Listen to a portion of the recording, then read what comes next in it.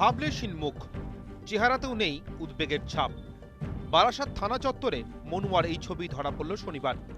তদন্তকারী অফিসারদেরও দাবি, গ্রেফতারির পর থেকে দফায় দফায় জেরা করা হলেও একবারের জন্য ভেঙে পড়েনি মনুয়া। পরিকল্পনা করে এমন নৃশংস হত্যাকাণ্ডে জড়িয়েও ব্যতিক্রমীভাবে স্বাভাবিক মনুয়া।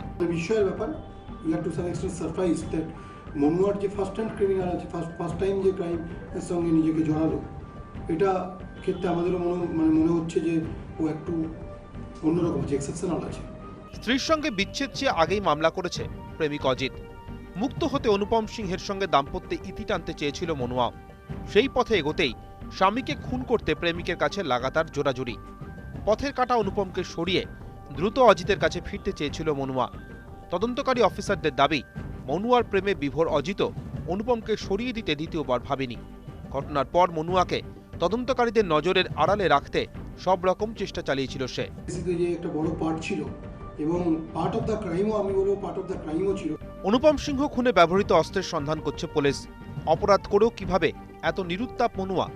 স্বামীকে এমন নৃশংস খুনের পরও তার বিন্দুমাত্র আফসোস না থাকার কারণ খুঁজছেন মনোবিদরা। মনুয়ার এমন ব্যতিক্রমীভাবে শান্ত থাকাও ভাবাচ্ছে তদন্তকারীদের। হৃদয়পুর থেকে ক্যামেরায় জিয়াউল আলমের সঙ্গে রাজর্ষি রায়ের রিপোর্ট, ইটিভি নিউজ বাংলা।